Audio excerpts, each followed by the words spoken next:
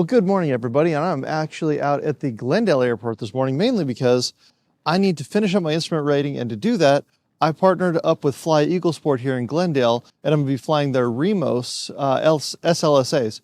Now, because of that, I'm able to actually use this aircraft in an basically use an LSA to finish up my instrument rating. So I'm excited for that, mainly because I've got that path forward. Now, originally I was going to use the Cherokee, but working with the DPE in the California area, it was going to push out months and months and months. And here in Glendale, I'll be able to possibly do this next month. So with that, I've got a lot of flying to do with them, and I'm going to take you guys along the way as I do that, because this is going to be an exciting time for me getting into a new aircraft, and not only getting into a new aircraft, finishing up this rating that I've been working on for so long. So why don't we head inside to Fly Eagle Sport, check out their facility, and head out to the airplane for today's flight.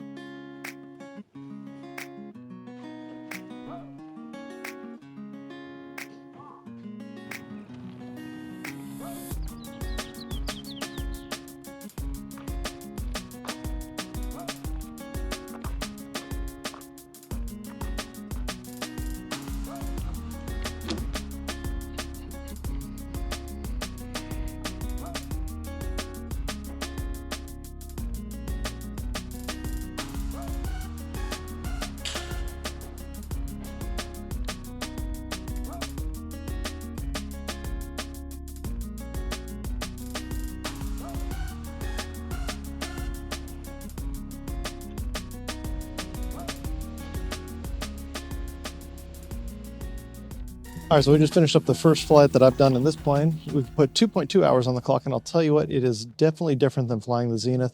The power settings are different, the avionics are different, and I think I'm going to give you guys a breakdown. I'm going to go to Yuma tomorrow, and I'm going to fly my plane and give you kind of my thoughts about the difference between the Dynon avionics that this has and the GRT that I've got in my plane. But overall, I did enjoy the flight. It didn't film because it was a little hard and I didn't have my audio cable with me, so it wouldn't have been as interesting for you guys to watch. So with that, let's jump to Yuma and we'll debrief this flight there.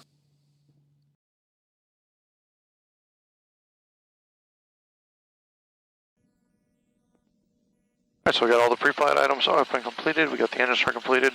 We're pre-taxi. We have transmitter set to alt. We have tested brakes, and we have cross-checked all avionics. Let's make sure we're set to field altitude at this time. We're not.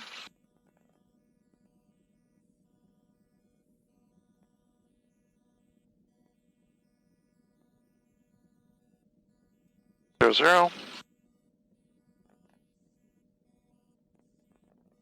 And we're going to set our altitude to 7,500 or 5,500 for the trip. So we've got the engine oil up. We checked mixture-ish, throttle 2000, checked A to B. We did check carb. We did set trim to takeoff. Controls free and correct. Fuel is on full tank. Confirm flight answers a second. And check the fuel tank set to full tank for the second. And we are on. We have completed the run-up checklist, so we are ready for takeoff. Set avionics to takeoff. All right, now we just gotta wait for the trike, and then it's our turn.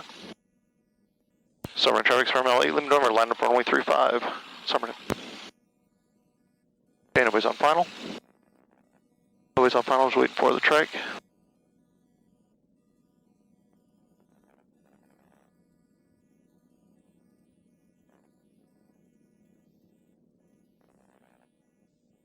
We are lined up. The trike, fly crosswind. Sumner traffic, Experimental 8, limit over, taking up runway 35. You're going to be making a left departure to the north, Summerton. Traffic. Hey, full power. Alrighty. Off the brakes.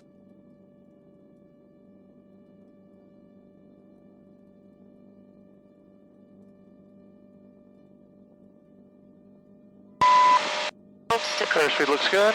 Rotate.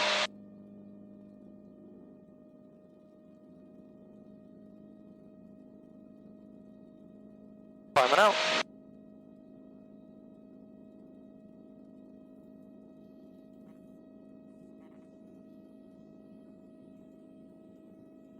Cross center. Summerton traffic, Experimental 8, November, left cross on departure to the north, last call, Summerton. Summerton traffic, 7-4 Alpha is taking the active for 1-7 to taxi to fuel station, Somerton. Alright, so back up here, level flight, 5,500. We're on our way to Phoenix with Ryan here. He's just happy to be out of the house. So again, level 5,500. And like I said, I really like the clarity of these avionics a lot more than the older Dynon stuff. So, if you guys are looking to save a little money, the old Dynon stuff might be appealing, but for the same price, you could be getting something brand new with a lot more technology in it, like what I have here in this EPIS. Like I said, the one advantage I do like is the clarity. You get all the moving maps. You get the synthetic vision. All those things are just real nice to have.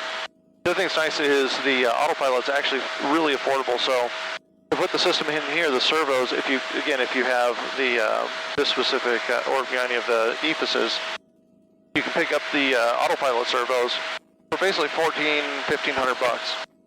And with that, they connect up to the control systems. Or you connect them up with control systems, and the EPIS itself acts as the control head for the autopilot.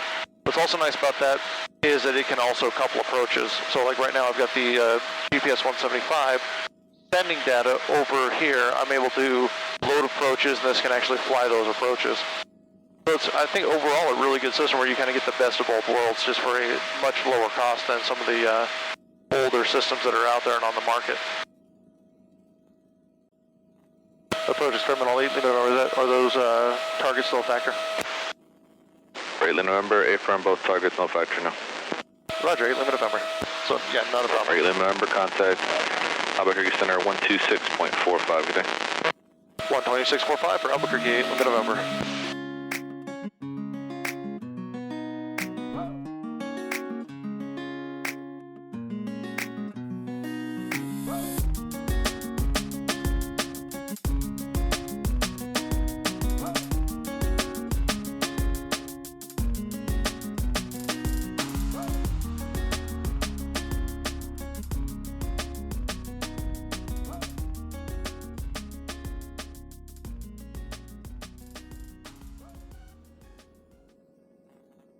Glendale Tower, Light 4357, Echo Alpha, Metro Center, inbound, full stop, information, Delta.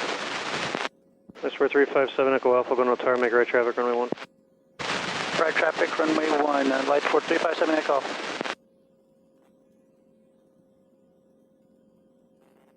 Glendale Tower, 35325, requesting a short delay on takeoff. System 948, turn left at Alpha 4, taxi parking the Alpha monitor ground. Left at Alpha 4, we'll monitor ground, 948. System 325, short delay approved, runway 1 clear for takeoff. Runway 1 clear for takeoff, short delay approved, 35325. Comanche 84 Juliet Sierra, make a left 360. 360, 84 Juliet Sierra. This 40 Lima Golf, your number 2, found experimental 2.5 mile final, runway 1 clear to land. We're number 2, we got a traffic inside, runway 1 clear, we'll land 0 Lima Golf. Comanche 84 Juliet Sierra, free exchange approved.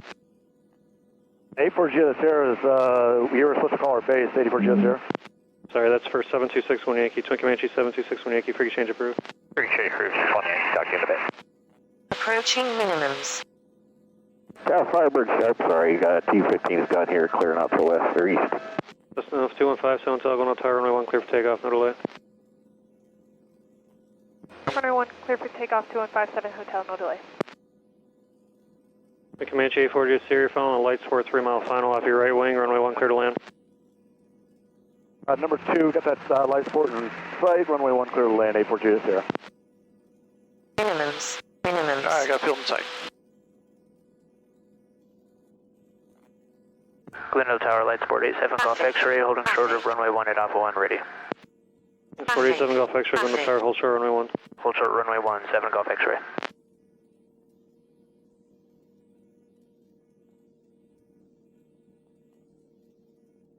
And TV-15 is clear out to northeast. Echo Alpha, Metro Center with information Delta, inbound, full stop. Place 40 Lima Golf, best forward speed. What was the last score for Zero Lima Golf? Never mind. Glendale Tower, November 484 Lima Pablo over PIR with Delta, inbound, full stop.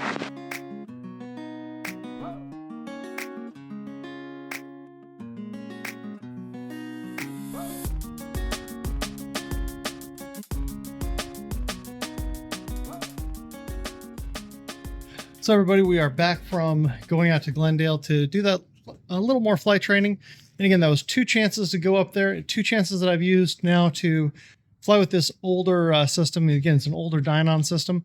And there are definitely some things that I need to learn, some things I need to refresh, and definitely need to really fine tune some of my skills, because there's things that I'm doing that I need to make sure that when I get to the check ride that I'm not doing, because they're going to really cause me to have problems with my check ride. It's small things, not major things, but me and the CFI sat there and talked about it, and I got some things I want to study, things I want to practice.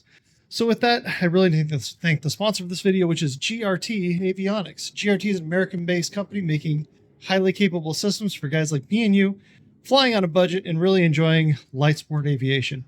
So if you guys have a light sport or experimental aircraft, really consider grtavionics.com for your next panel. And with that, this is me, Larry Nelson, telling you guys, for planes like this, projects in your garage, get building, get flying, and I'll see you guys next time.